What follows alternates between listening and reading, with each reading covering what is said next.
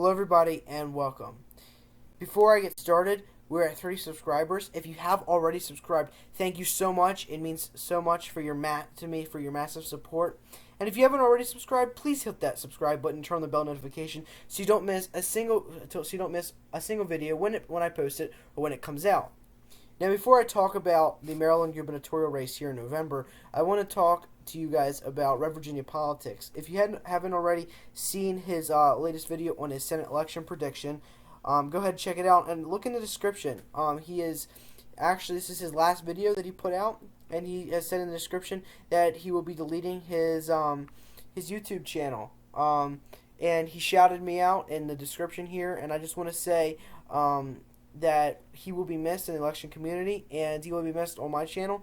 I will miss seeing him in the live stream feed and the live chats, and also in the comments section. And I thank him for his massive support, and I hope that him and his family are doing well, and I hope that at some point he could start his channel back up and maybe even do it better than ever. So anyway, I just want to let him know that will be very missed and that he is appreciated on my channel and around the election community here. Now, what I want to talk about to you guys today is the 2022 Maryland gubernatorial election here that is coming up in November. Now, right now here in Maryland, we have a Republican governor. It is Larry Hogan. Back in 2014, Larry Hogan, he won against the current lieutenant governor at the time, Anthony Brown, with 51% of the vote to Anthony Brown's 47.3% here. In 2006, Governor Robert Ehrlich, he was seeking re-election. He is a Republican governor. He was the Republican governor at the time. He was seeking his re-election, and what really killed him with that was that he promised not to raise taxes. Well, he did raise taxes, but he didn't call them taxes. He called them fees. A fee is a tax, no matter what. You've had to pay it. Okay, it's a tax. So basically, that's really what put people over the edge, and that's why they voted for Martin O'Malley in 2006. And he ran in 2010. If we look here, he ran in 2010, and he lost with 41.8%, the worst time ever. Back in 2006, Martin O'Malley, he won against Anthony Brown with against Robert Ehrlich with 52.7%. Robert Ehrlich had 46.2%. Back in 2002, when Robert Ehrlich ran for his first term, he won with 51.6% to Kathleen Kennedy Townsend with 47.7%. And one thing I want to talk about to you guys is lieutenant governors. Now, Kathleen Townsend was the lieutenant governor to Paris Glendenning's administration. She served 8 years as lieutenant governor, and the thing is that when the Democratic Party, they have ran the lieutenant governors to take over after the governor's term is up, and the thing is that your lieutenant governor pick is actually a really important choice to make. It's important because it helps level out your ticket and grasp more voters. If you have a pretty outgoing, outstanding person running for office, like say either president or governor or something, and you have a running mate, and you want to kind of get more of a moderate, but kind of on the same page, so you can really equal out the balance of enthusiastic with the voters and everything like that.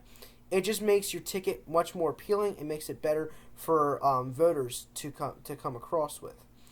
Now, so the main thing that I'm also talking about is Dan Cox's path to victory here in November.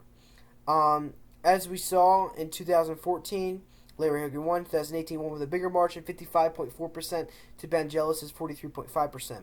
Now, in 2014, it really shocked the entire country when Larry Hogan won, speaking that he was a Republican winning in a very heavily Democratic state. Democrats outnumber Republicans in Maryland 2-1. There are more registered Democrat voters than Republican voters.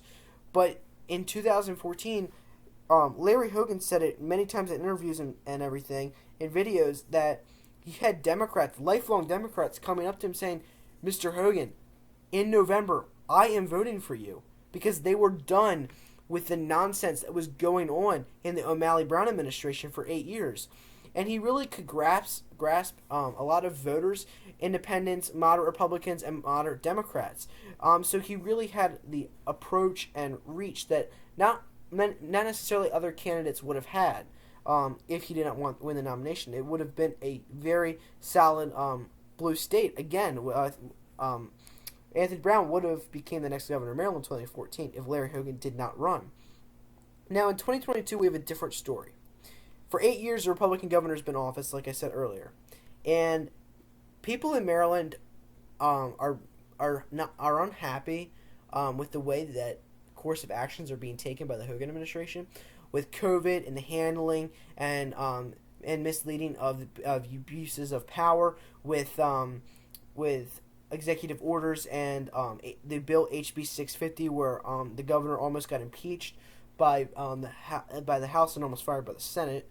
And yes, he is one of the most popular governors across the country, but that's speaking from the state of Maryland. And the way that where they're polling this are very liberal areas. They're not urban conservative areas that might not approve of the governor's job. But here in the state of Maryland, you have Dan Cox, who is the Trump-endorsed, pro-life, pro-America, America First movement. Okay, he is he's the MAGA ticket here in Maryland. Okay, and then you have Wes Moore, who is a liberal extremist with the Biden agenda, votes 100% with them, and is really just he's really just kind of doing a lot of bad to the Democratic Party and doing a lot of bad to his ticket by being outspoken in this. You know, the people of Maryland are starting to wake up, and people of Maryland are starting to see what actually needs to happen for their state to be ran better and ran different, and that is the course of action with the Cox administration, the Cox ticket. His Lieutenant Governor, Gordana Schiffinelli, she is an astounding woman. She's an outstanding pick for Lieutenant Governor for his running mate. I think that will boost his ticket by, I'm going to say, like 100% better, because she's a woman. She can grasp woman voters, and overall, she is kind of the more moderate of the side, but also right on track with everything that Dan Cox stands for. He stands for life, liberty, and the pursuit of happiness, the things that the Declaration of Independence and the Constitution prohibit in America. They want that in America. The Maryland Constitution, the United States Constitution, they all want life, liberty, and pursuit of happiness for every Marylander. And this is why Dan Cox is going to win here in November. And I know every other election election channel in the election community, they've said that this is going to be a safe Democratic state. The Democrat, Wes Moore, is going to win. I say no, he's not going to win. You don't live in Maryland. You don't know how it is. And I understand sometimes people don't have the right don't know the right facts, and that's okay. It's okay. But I'm going to tell you right now that being a Marylander, seeing how things are going within the state, being a firsthand experience, and being involved in the politics in my state, I know for a fact that the people are ready for change, and they're ready for change with Dan Cox. And right now, I think this is the best time for a MAGA candidate to come back in and take control of Maryland, bring it back to those old glory days that we saw a long time ago with Spiro Agnew in his administration. He was only in for 2 years, but he did a lot of good for the people of Maryland. Not so much with corruption and within his administration, but that's a whole different topic we're not going to get into today. This is basically focusing on how Maryland is going to stay red in November, how Dan Cox is going to win, and he's going to win by Baltimore County. He's going to win by Baltimore County right here. If we can pull up this map here, Baltimore County right here. Okay, so this went for Hogan, 60 to 70% Baltimore County. Okay, this is all going to matter. Now, in states, I've talked about this many times before, there is not the Electoral College. You need to appeal to every single voter, and that is what's crucial in elections statewide. Senators, national and state senators, House of Delegates, governors, okay? Everything that does not that requires the popular vote, okay? That is why it is important to run a good candidate, a good lieutenant governor, a good candidate on your party to win across the state. And when Democrats outnumber Republicans 2-1, it makes you wonder, how have we elected a Republican governor the past 8 years? How we did it is from a moderate approach, and now people are ready for action. They're ready to see the state go back into its former glory days.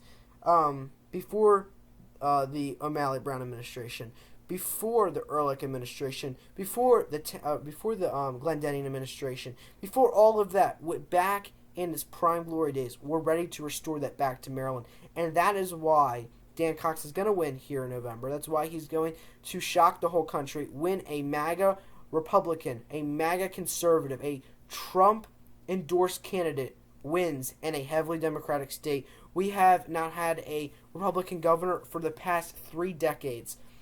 Okay, that is a long time. I mean, we have not had a Republican senator for the past 3 decades. A national senator. So if you think about that, and we have a Republican governor right now, we're going to have another Republican governor for the next 4 years after this. And I think that the red wave is going to hit big in the state of Maryland. I think it's going to hit big across the country. You guys can check out my Senate and governor predictions that I've already done. I've done an updated one for you guys for this for the month of September here, and I just wanted to share this with you guys, how Republicans are going to keep control in Maryland with the governor, and how it's going to go in the midterms.